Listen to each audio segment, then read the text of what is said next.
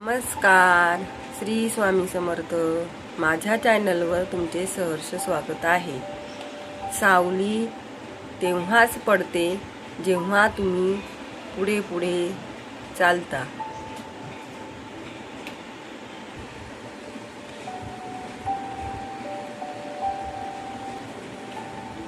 सर्व मित्रांना मी तुम्हाला आज एक विषयाबद्दल माहिती सांगणार आहे. ते म्हणजे विठ्ठलाच्या कानातील कवच कुंडल किंवा कर्णकुंडल. तर मित्रांनो, तुम्ही विठ्ठलाच्या कानात असलेली माशाच्या आकाराची कुंडले तुम्हाला माहिती आहेत का? आणि ती पाहिली असतील तर ती तुम्ही स्वतःला प्रश्न विचारला आहे का की ती विठ्ठलाच्या कानातील ती मकर कुंडले आणि त्यामागे नेमके काय रहस्य आहे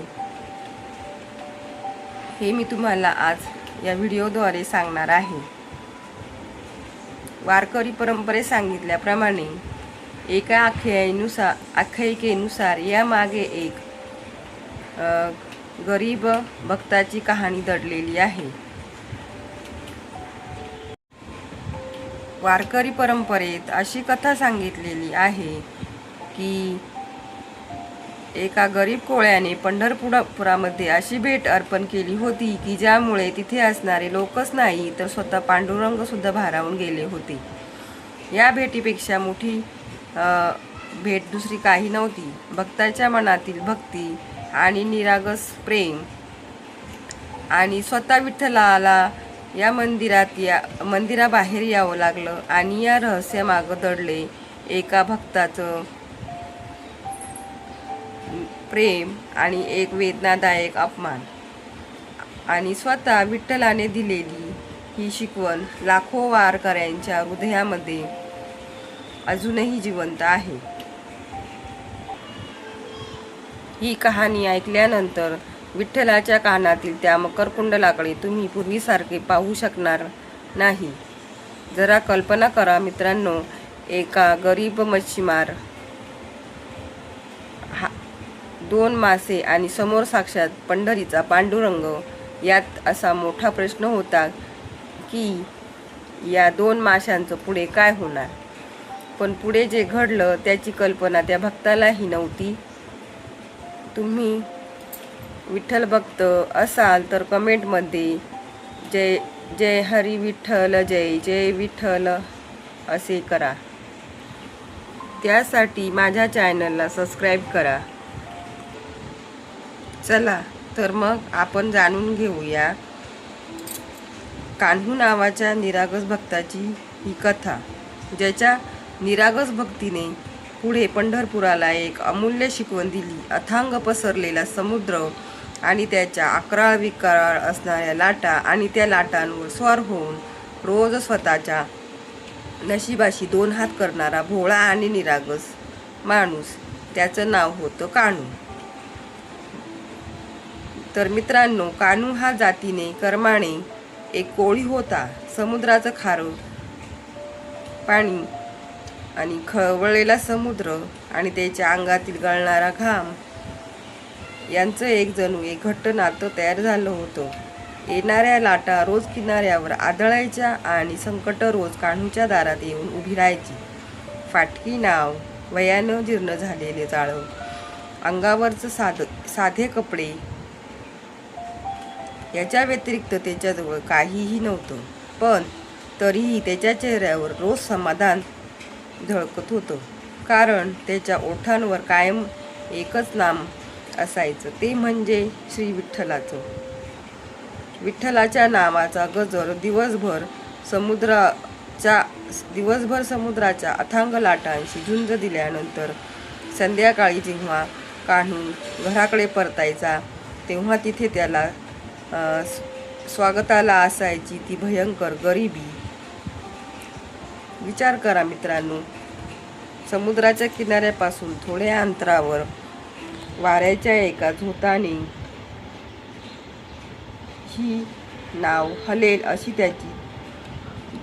त्याची झोपडी होती. या झोपडीत त्याची म्हातारी आई आणि त्याची अर्धांगिनी डोळ्यात प्राण आणून त्याची वाट पाहत असायची. पण मित्रांनो, अनेकदा असं व्हायचं की दिवस दिवस पाण्यात जाळं टाकून देखील हाताला एकही मासा लागत नसायचा. तो अगदी रिकाम्या हाताने घरी परतायचा. एका संध्याकाळी कान्हू असाच रिकाम्या हाताने घरी परतला.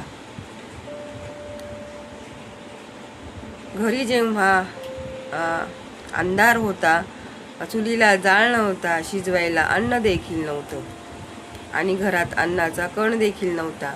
भुकेने सुरकुतलेल्या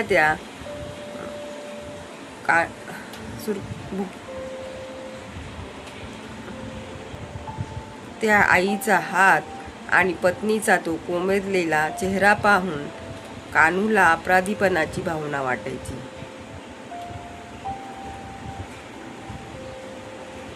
मान खाली घालून कान्हू रिकामी टोपली एका कोपऱ्यात ठेवून कान्हूला काही सुचत नसायचे. मनातल्या मनात दाटून यायचे, पण तरीही त्यांनी कधी कोणाला दिसू दिले नाही. मित्रांनो, जरा कल्पना करा की घरात म्हातारी आई उपाशी आहे, पत्नीच्या डोळ्यात निराशा आहे आणि स्वतःच्या पोटालाही भुकेचा पीळ पडलाय. आता तुम्हाला वाटत असेल की इतक्या भयंकर संकटात तो तग धरून कसा उभा आहे, तर तो खचून का गेला नाही? त्यामागे एकच कारण होतं, ते म्हणजे त्याच्या पांडुरंगाच्या भक्तीचा अढळ आणि निस्सीम विश्वास. कान्हूने आपल्या गरिबीतच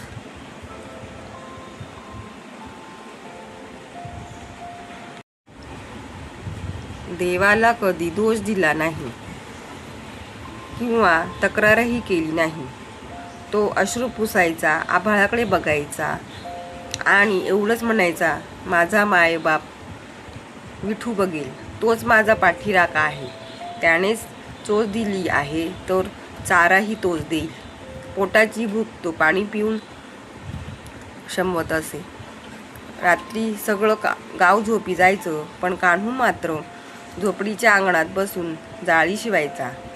जाळीच्या प्रत्येक तुटलेल्या धागा जोडताना त्याच्यासमोर ओठांवर एकच नाम असायचं, ते म्हणजे विठ्ठल.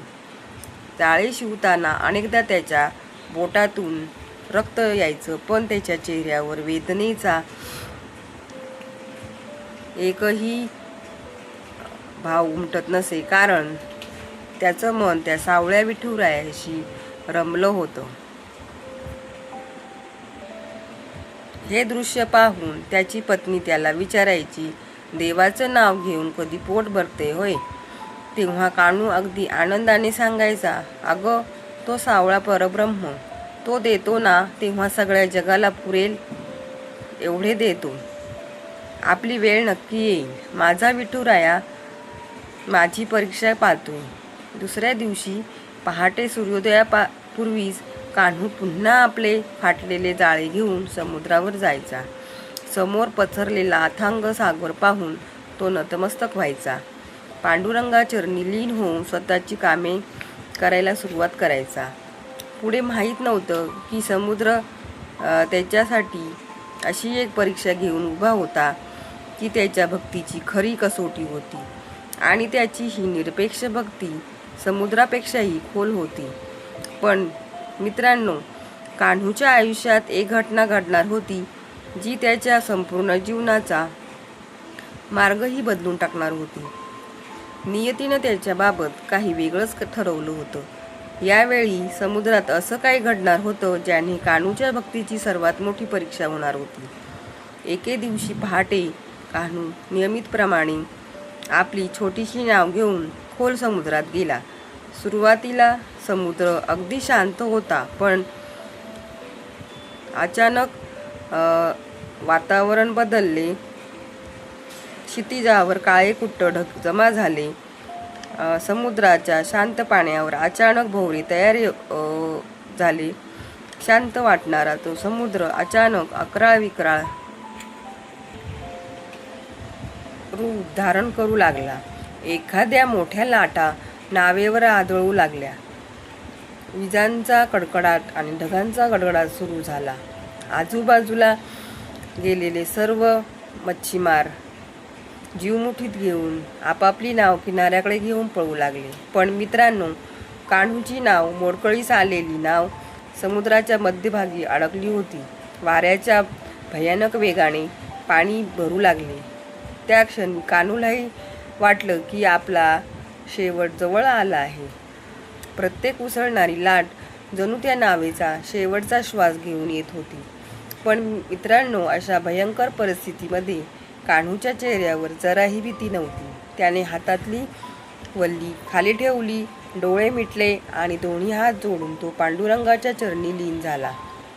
विठुराया, हे जीवन तूच दिले आहेस आणि आता तूच मला तारणार आहेस आणि तूच मारणार आहेस. तुझी इच्छा तीच माझी मर्जी. आणि मग स्वतःला पूर्णपणे विठुरायाच्या स्वाधीन करून दिलं. काही क्षणासाठी चहूबाजूला फक्त वाऱ्याचा आणि लाटांचाच भयानक आवाज घुमत होता. पण मित्रांनो, खरा चमत्कार तर आता घडणार होता. अचानक वाऱ्याचा वेग मंदावला. आकाशातील काळे ढग पांगू लागले. ज्या अकराळ विकराळ लाटा कान्हूला गिळंकृत करायला निघाल्या होत्या त्या एका क्षणात शांत झाल्या. समुद्र परत पाहिल्यासारखा संत आणि नितळ झाला. कान्हूने हे हळूच आपले डोळे उघडले. समुद्रात टाकलेले ते फाटके जाळे हळूहळू वर ओढायला सुरुवात केली. आणि काय आश्चर्य, तर त्या जाळ्यामध्ये इतके मासे अडकले होते की त्याची ती छोटीशी नाव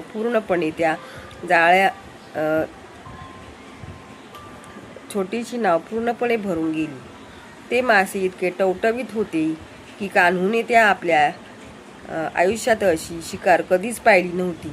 त्याचे डोळे विस्फारले. साक्षात मृत्यूच्या धारेत परत येणं आणि इतकी मोठी शिकार मिळणं हे केवळ आणि केवळ त्याच्या विठुरायाच्या कृपेचाच साक्षात्कार आहे, असे त्याला वाटले. तर मित्रांनो, समुद्र शांत होण्यापुरता मर्यादित नव्हता. तर याच दिवसानंतर कान्हूच्या मनात असा विचार आला की जन्माला येणार होता, जो आपल्याला पंढरपूरच्या दिशेने घेऊन जाणार होता. माशांनी खचाखच भरलेली नाव घेऊन कान्हू किनारी परतला. सकाळचं कोवळं ऊन त्या माशांच्या चंदेरी खवल्यांवर पडल्यानंतर ते मासे हिऱ्यासारखे चमकत होते. आज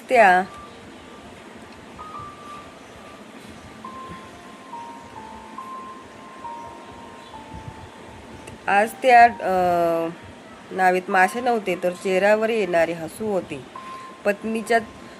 पत्नीच्या सुखाचा चुलीत पेटणारा उजेड होता. अनेक दिवसांनी घरात आनंद पसरला होता. पण मित्रांनो, कान्हूच्या मनात त्यावेळी वेगळं सुरू होतं. नाव किनाऱ्याला लागल्यावर मासे विकण्यासाठी कान्हू बाजारात पळाला नाही. तो त्या ओल्या वाळू नावेच्या कडेला शांत विचार करत बसला. समुद्राच्या शांत लाटा त्याच्या पायांना स्पर्श करत होत्या. कान्हूची नजर त्या भरलेल्या नावेवर होती, पण विचार मात्र पंढरीच्या दिशेने धावत होता. मित्रांनो, जरा विचार करा, ज्या माणसाने कित्येक दिवस अन्नाचा कणही देखील पाहिला नव्हता, त्याच्यासमोर मृत्यू उभा होता. एका क्षणात मृत्यूच्या दाढेतून तो बाहेर निघाला. इतकं भरभरून दिलं होतं कान्हूला. म्हणून कान्हूच्या मनात कृतज्ञतेची भावना उसळली. आज माझ्या घराची भूक मिटवली. तो मला न मागता इतकं सारं भरभरून देतो. पण मी आजवर माझ्या मायबाप पांडुरंगाला काय दिलंय? तो बराच वेळ त्या भरलेल्या नावेकडे पाहत राहिला.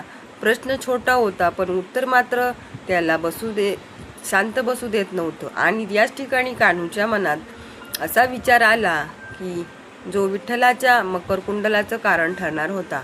कान्हूने ठरवलं की आज या मिळकतीतील सर्वात सुंदर आणि मौल्यवान गोष्ट त्या देवाला, त्या सावळ्या परब्रह्माला अर्पण करेल. पण देवाला द्यायला त्याच्याकडे सोनं, चांदी, रेशमी वस्त्रे नव्हती. त्याच्याकडे होती फक्त त्याची मेहनत आणि समुद्राने दिलेले हे 2 मासे. देवाला द्यायचं तर सर्वोत्तम द्यायचं. कान्हू उठला. त्याने एक छोटीशी बांबूची टोपली घेतली. व टोपली घेऊन टोपलीतून त्याने सर्वात सुंदर असे 2 मासे निवडले. ते 2 मासे घेताना कान्हूच्या हाताचा कंप सुटला होता. त्याने अत्यंत प्रेमाने, जसं लहान मुलाला झोपवावं तसं ते 2 मासे टोपलीत ठेवले आणि ते ठेवताना कान्हूचा ऊर भरून आला, डोळे पाणावले आणि बघता बघता भक्तीचे ते गरम अश्रू गालावरून थेट त्या माशांवर पडले. काही क्षणासाठी तिथेच तो टोपलीवर हात जोडून बसला. त्याच्याकडे देवाला अर्पण करायला संपत्ती देखील नव्हती, पण त्याने त्या टोपलीत आपली निरागस भक्ती ओतली होती. विठ्ठला, माझ्याकडे द्यायला तुला काही नाही असा, आणि हाच माझा नैवेद्य, गोड मानून घे, असं म्हणत त्याने टोपली उचलली आणि घराकडे निघाला. आता कान्हूला ओढ होती ती फक्त चंद्रभागेच्या तीराची आणि पांडुरंगाच्या दर्शनाची. ही अनोखी भेट घेऊन तो दर्शनासाठी सज्ज झाला. पण मित्रांनो, कान्हूला अजून माहीत नव्हतं की ज्या भेटीकडे आपण ओढ लावून बसलो आहे, जग त्याच्याकडे वेगळ्याच नजरेने पाहत आहेत.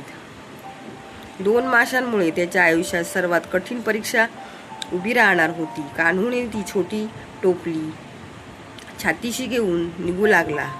मित्रांनो, पायात साधी वाहनही नव्हती. रखरखीत वाट पकडत, डोक्यावर आग ओतणारा सूर्य उन्हाच्या चटक्यांनी पायाला रक्त येत होतं. पण कान्हूला त्या वेदना अजिबात जाणवत नव्हत्या, कारण त्याच्या ओठावर अखंड विठ्ठल नामाचा गजर होता. जय हरी विठ्ठल, जय जय विठ्ठल, जय हरी विठ्ठल, जय जय विठ्ठल. त्याच्या प्रत्येक पावलागणी नाम घेत होता, कारण तो मायबाप पांडुरंगाला भेटायला चालला होता. कान्हू कुठेही न थांबता चालत होता.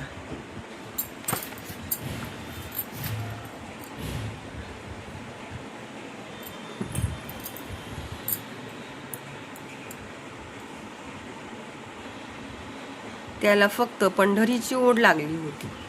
तो चालत असताना वारकऱ्यांची मोठी दिंडी त्याच्या दिशेने येताना दिसली होती. दिंडीतील एका वारकऱ्यांनी नजर वर करून कान्हूकडे पाहिले आणि अनवाणी चालणारा हा भोळा माणूस आणि जपलेली ती टोपली पाहून त्या वारकऱ्याने त्याला जवळ आले आणि विचारले, अरे भाऊ, इतक्या उन्हात अनवाणी चाललाय आणि त्या टोपलीत असं काय मौल्यवान घेऊन चाललाय?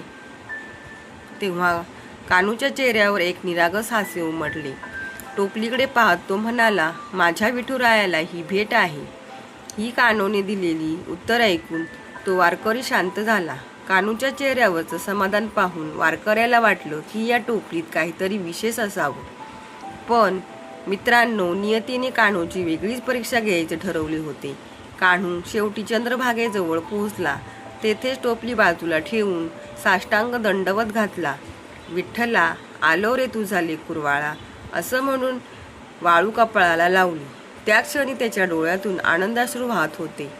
ऊर भरून आला होता. त्याला वाटलं विठुराया आपल्याला सहज भेटेल.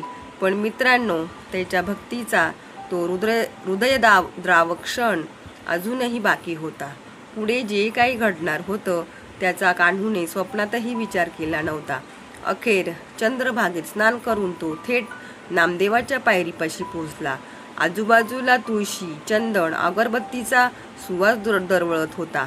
कान्हूचा आनंद गगनात मावेना. जसा तो आत गेला आणि त्या टोपलीतील उग्रवास बाहेर पडू लागला, आजूबाजूचे लोक नाक मुंडू लागले. त्याच्या त्या फाटक्या वस्त्राकडे पाहून हसू लागले. त्याच्या या कृतीचे लक्ष गेले आणि तेवढ्यात अचानक पहारा देणारा पहारेकरी आणि पंडित रक्षक यांनी कान्हूला अडवले. हे काय आहे त्या टोपलीत? असे बोलून त्याच्या हातातून टोपली हिसकावून घेतली. त्यावरील कापड बाजूला करून 2 मासे दिसले. अरे मूर्खा, काय आणले हे? पांडुरंगाच्या मंदिरात मासे कोण भेट घेऊन येतं का? आणि गाभारात कशाला आलास? संतापाने पंडित बोलला. कान्हू घाबरला. तो खाली वाकला, हात जोडले. अहो महाराज, मी एक गरीब कोळी आहे. माझ्याकडे देवाला द्यायला सोनं नाणं काही नाही. विठुरायांनी मला हेच दिले, ते अत्यंत प्रेमाने अर्पण करायला मी आलो आहे. मला एकदा देवाला भेटू द्या हो. मित्रांनो, भक्ती मोठी की बाह्य रूप मोठं? तिथे असणारा एक म्हातारा कान्हूचं ते सगळं दृश्य पाहत होता.